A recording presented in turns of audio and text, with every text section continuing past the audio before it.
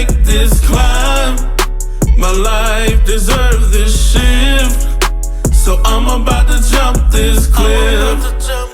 I'm about to jump this cliff. I'm about to jump this cliff. My life deserves this shift. So I'm about to jump this. Hello, welcome to Cliff Jumpers with Dre and Sheila.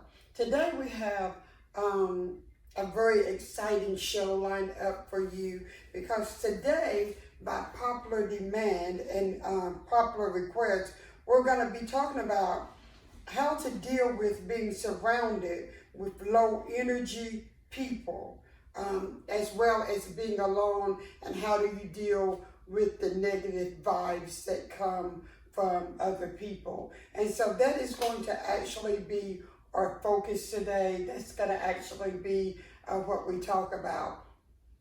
So when we talk about, how do you deal with something, we want you to understand that something can be going on all around you, but you do not have to allow it access to your mind and your energy realm. For the most part, we want to teach you to, even though we know that there's positive and negative, we want to teach you to see the glass half full instead of half empty. We want you to be able to tap into your positive energy. And to do that, you have to realize that you have to be careful what you allow in your mind. You have to be careful at the energy that you allow to surround you. And as we talk about that, you have to understand that if I am being negative and you stay around me long enough, you could be a positive person. But if you stay around negative people all the time, then one day you just tend to start being more and more and more negative. So it's very important for you to understand the energy flow. You want to keep that positive energy flowing. You don't want, when we say low energy, we're talking about negativity.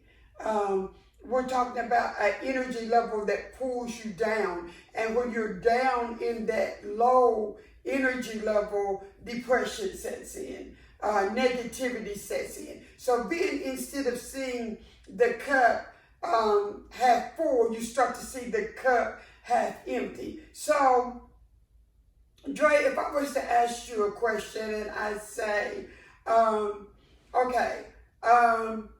have 75% of what we need to meet our goal. Would you give me something negative based on the data that I gave you? What would be the first thing that comes to your mind? Would you say something positive about, we're 75% there, we're 25% away from our mark? Or would you say, we just only have 75%. We have so much more to go? I mean, I wouldn't be negative at all, but I would be positive, but I would still say, we're not there yet though. So the work doesn't stop yet, but we're almost there. Okay, and so with that being said, you made sure that what you were saying did not have a negative connotation. We're 75% there. That's great. We're not done yet. We still have some work to do. Versus me saying, oh, Dre, we're only 75%. We have another 25% to go. Who knows if we'll ever even make that other 25%. So people have to realize that it's about the words that you choose to speak. You make a conscious decision to look at the positive or the negative. In every situation, you're sitting there and you have a decision to make. Am I going to look at this on the bright side? Am I going to look at it on the negative side? Now, I want people to understand that because you look at things on the positive side, it doesn't mean that you're not dealing with reality. Because you can look at things on the positive side and still say, okay, there's still work to be done. We have 25% left to go. How are we going to reach our 25% goal? But you know, you're encouraging, you're motivating, you're looking at, okay, look, this is what we've already accomplished. If we accomplish this, we can accomplish that, versus saying, oh, we accomplished with 75%. Who knows if we'll make the other 25%? Or if I want to be negative, I could say, all we did was make 75%. We're 25% short. That's completely different, you know, and it's giving off a completely different vibe for me to say, all we made was 75%. We're still 25% short. That is negative versus, hey, we're over halfway there. We have 75% and we only have another 25% to go. Let's figure out how we can get this other 25%. So, what would you say for people that are constantly surrounding themselves by the low energy, which we know is negativity, doubt? Because when you surround yourself with the low energy and the negativity, then if you're not careful, depression sets in, doubt sets in, fear sets in.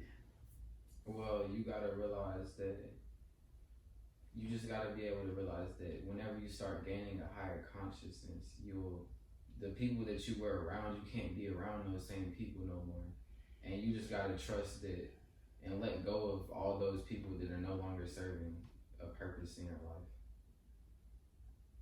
So, okay, so what you're telling me is that I would call, if I was going to say that, I would say life is about seasons. And, you know, sometimes everybody doesn't go, and you have to realize this, everybody isn't meant to go every step of the journey in your life. You know, people are there for a season, and when that season's over, they can't go any further. And I like for people to understand that, you know, you have the thing where if your season is over and you are in my life and I'm coming back and I'm saying, Dre, this is happening. All of it is positive. All of, you know, it's not that, because everybody has some haters. It's impossible to go through life without having haters.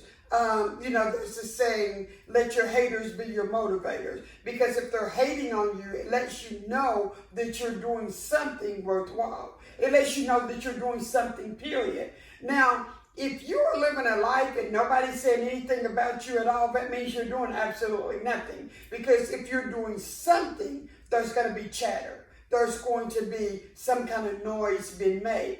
But I said that because you have to accept the fact that you're going to have haters.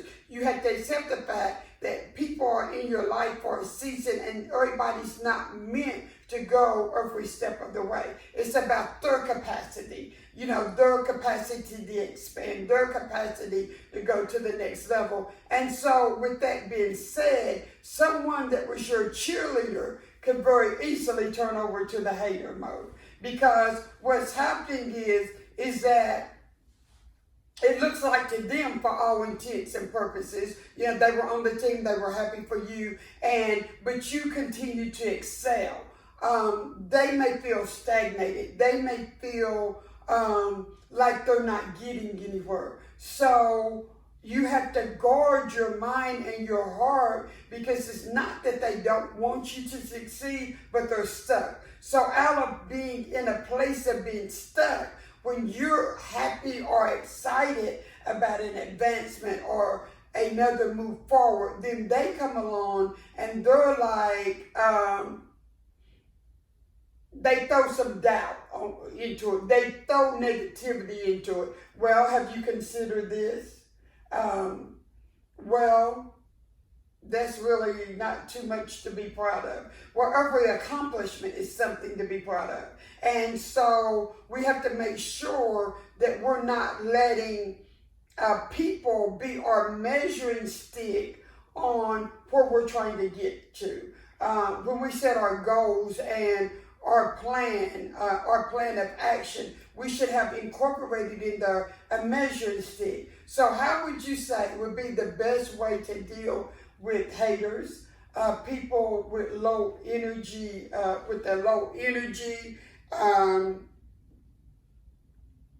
just people that's constantly pulling you down and tugging on you? What would be your advice? I mean, at the end of the day, they're not with me when I'm putting in the late nights that I put in. They're not putting in the work with me. They're not helping me in any type of way. So what they think doesn't matter. And really, at the end of the day, the only reason they're even hating on me in general is because the fact that I'm doing great things in my life makes them look at their own life, and they don't want to have that self-reflection time. So they want to try to project that onto me. Okay, now I like that. So you're saying that that self-projection time, because at some point in time, all of us should have that, because it's good for us to take a look at self. It's good for us to evaluate ourselves. So you're saying that when a person does not want to have that self-reflection, that they will reflect how they're feeling onto the other person. Yes, they will. And then a lot of times, nowadays, nobody wants to have no self-reflection time. They're constantly distracting themselves. They can't sit with their thoughts. Like, they couldn't go a whole day with no TV, no phone, no nothing, just silence.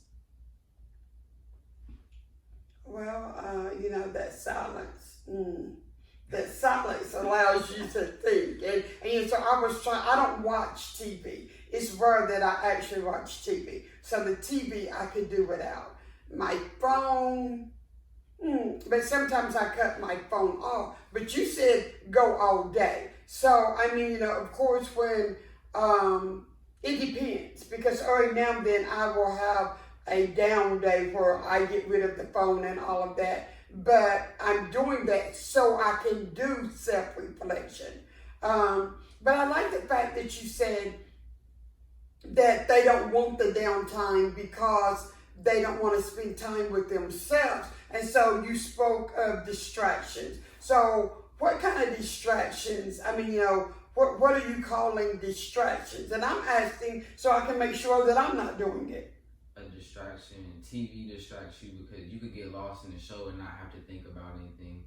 Social media distracts you because when you're on social media, you're looking at other people's lives and they're only posting the best of their life. They're not posting everything. And sometimes they're not even posting their real life at all. And that just brings you down because you're not looking at the reality. When you're looking at social media, you have to take everything like with a grain of salt. Okay, I like that because, but in life in general, we all put our best foot forward.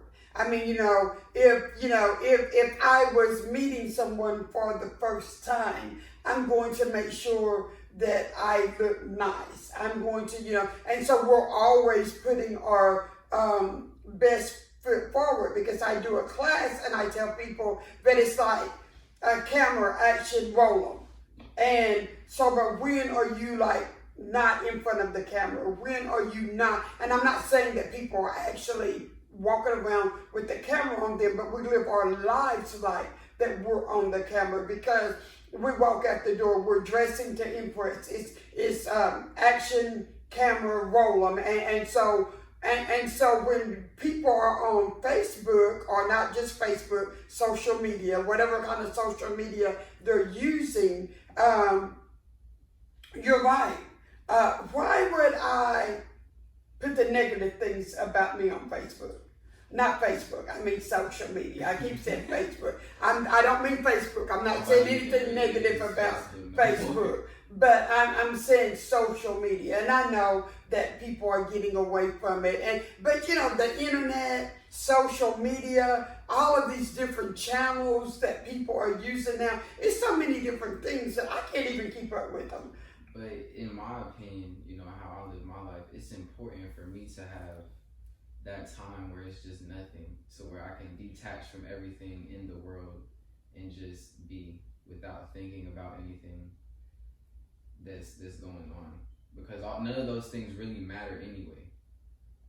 Okay, and so when you detach from, now that you're talking about it, like I may not have a whole day, but my detachment period is normally from 2 a.m. to like 7 a.m. And I find that I'm most creative during those hours, and that's my productivity time because I'm spending time with me, I'm strategizing, and so we want everyone to know that it's important, first of all, to get to know yourself. Second of all, it's important to learn how to spend time with yourself. Because really, in my opinion, until you learn how to spend time with you, you really don't know how to spend time with anyone else. If I can't stand to be with me for not even 5 minutes in a day, how do I expect you to be able to be with me for 5 minutes in a day? And so that reflection, that where you disconnect with everything that's going on around you so you can reconnect with self is very important. And I like the part that you said that I'm going to change up what you said a little bit, because you said that when you're looking at the social media, you're seeing all the good, and that's not a good reflection of what life is really like, because none of the negative is on there. Well, it can also send people into a state of depression, because they start thinking, you're like, hey, his life is so wonderful. He don't never have a bad day. He don't never have any good.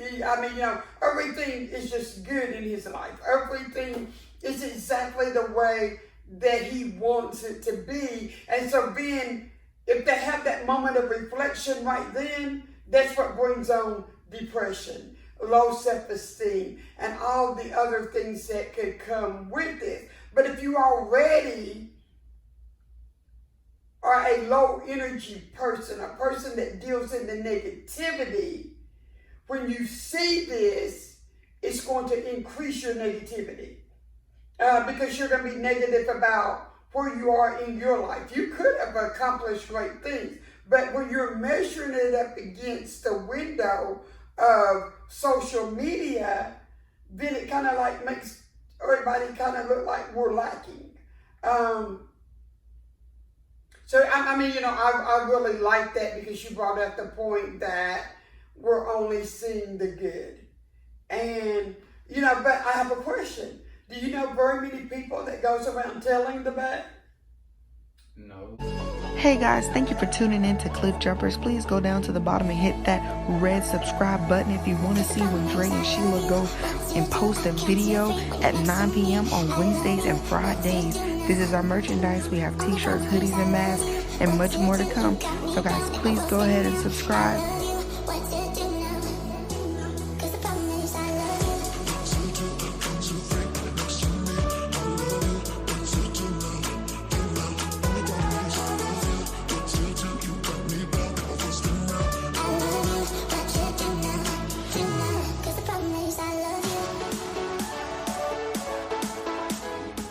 Though, if someone were to ask me like where I'm at right now and they're just talking about good, I would tell them, how I got here. So your giving back, you would tell them about the struggle, the journey, and how you arrived at your current destination now. Yeah, and I really think that that's what people need to hear. People need to hear, this is not where I started from. Because a lot of times when we look at other people's life, we look at it as if they just woke up one morning and they were successful. And I tell people all the time, to me, success is like beauty. It's in the eyes of the beholder. Because what you see as successful and what I see as successful is going to be two different things. And so if I was looking at Dre and I was saying, what made Dre work? What would be some advice that you would give me if I wanted to be able to meditate the way you meditate? If I wanted to be able to detach from everything around me and be in my own presence and be comfortable in my own skin. What advice would you be able to give me to help me do that? I would say that you have to develop the understanding of those things aren't that important. They're not doing anything for you. So I would have to learn the importance, what's important, what's not.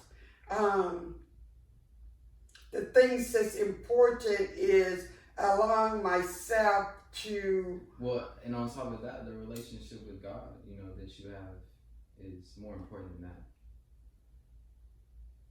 So you can't do it without God, so you must seek God first. Okay, I like that. Okay, I like that. Because that's what I'm stepping into. Whenever you detach from all that, you're getting back to what's really important, which is just you and God. Okay, I like that. So when you detach and you step away, you're getting back to what's important. Because in my personal experiences, whenever I was all attached, I was trying to control what was happening in my life, but I can't control that anyway.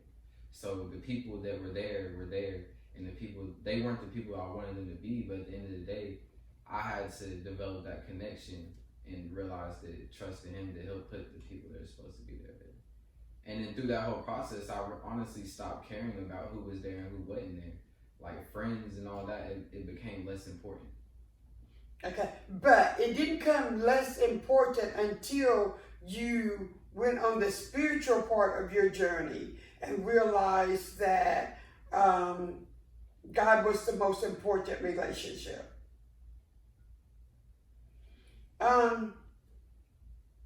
That's it. And you know, not that I'm going to get into quoting Bible scriptures and all of that, you know, because I love quoting Bible scriptures, but that's not what I'm getting ready to do. But it does say for us to lean not to our own understanding. So when you're taking that time out, you're not leaning to your understanding. You're asking for understanding, wisdom, and knowledge that only God can give anyway.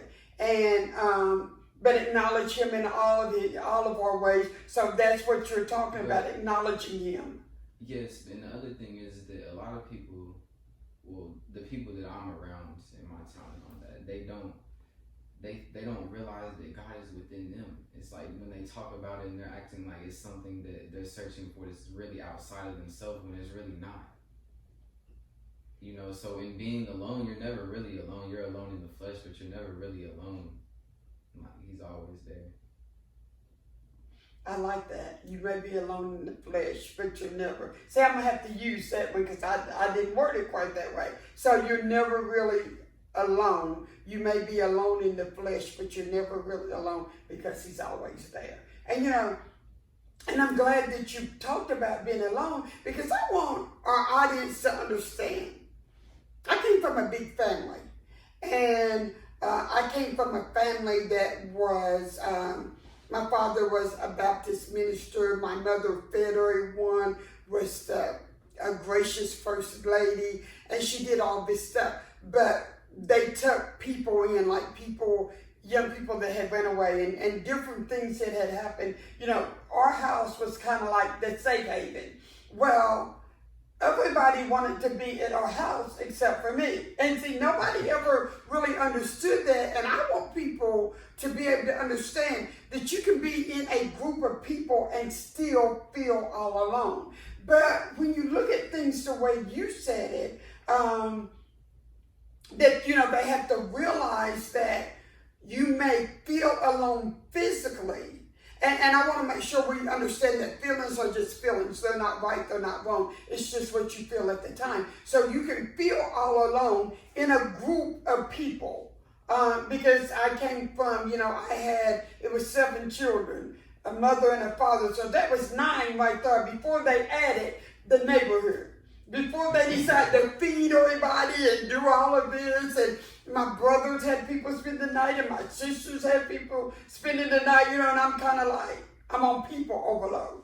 But I was surrounded by all of these people, yet I felt all alone. So a lot of times, since I was feeling alone, I made sure I was alone, but I was never really alone because God's presence was always with me. But I'd go to the treehouse, and I'd get in my big old treehouse, and I was just happy as I could be in that treehouse.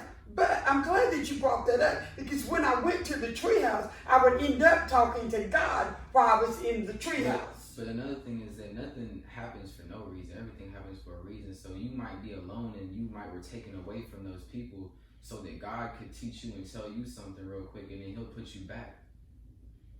Well, yeah, he made me go back. I kind of like asked him if I could just live in the treehouse. I liked it. It was peaceful. It was quiet. I would have been happy if they would have just brought me some food. But I understand what you're saying, because we got to understand that, look, God isn't coming to brush our teeth, comb our hair, or whatever. He uses people to bless people.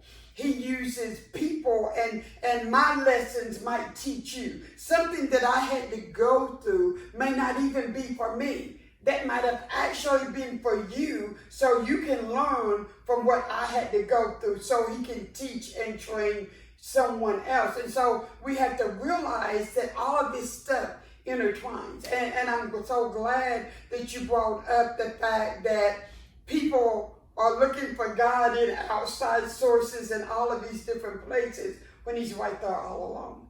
I mean, you don't really have to look for him. He's there. He's with you. And but a lot of people don't understand that if you abide in him, he abides in you. They don't understand that. It kind of like goes over their head. But then we have to be honest about it. Everybody don't know the Word of God. Everybody doesn't understand the Word of God. Everybody doesn't understand what it is that we are like talking about. So, people have to be enlightened. They have to be taught. But I like the fact that you're talking about a spiritual journey, because when you detach, you're actually getting back to your relationship with God. The worldly things can never change the way I feel on the inside. The worldly things can never change the way you feel on the inside. In the long run. But God can. Okay, the worldly things cannot change the way you feel on the inside. They can only change it temporarily. Yeah. They can't change it permanently. Because if you get technical about it, well, they can't change how you feel on the inside. But there's things you can do that makes yourself numb to how you feel on the inside. So how you're feeling on the inside is still there. But I like all of this, because this is young minds. I like the way you're wording it. I like the way that you're putting it. Because the way you feel on the inside is something that only God can change. And that makes a lot of sense. And so back to the negative energy. If you allow all of the negative and the low energy to constantly surround you every day and to constantly be in your mind, then guess what? It saps your energy. It pulls you down. That's just like lightness and darkness cannot be at the same time. Anytime light comes, darkness is gone. And so the same thing with negative and positive energy. Same thing with high and low energy. However you want to put it, one can't exist with the other. Because if you have high energy and low energy, one is going to pull the other one. Either way, one is going to pull the other one in that direction. And so we want to make sure that we are looking on the positive side. And I want everybody to be aware that everything in life, every morning, you get up and you make a decision whether you're going to be happy or not. Every morning you get up and you make a decision how your day is going to go. Every day you wake up and you make decisions. From the time you wake up, you start making decisions. And, a lot of times we allow the circumstances going on around us to make us second guess and to do away with that particular decision when that was the correct decision in the first place. Know that every decision you make, every choice that you make has a consequence that goes along with it. So, don't blame the consequence on anyone else, and be able to accept the fact that this is the consequence of my actions. If I deal with the negativity and the low energy, the consequence of that is that I might end up being negative and have low energy. So if that's what I allow into my space, because you are the master of your space, and so if I allow that into my space, I cannot then be shocked or surprised by the outcome of allowing that into my space. Is there anything that you would like to add to that?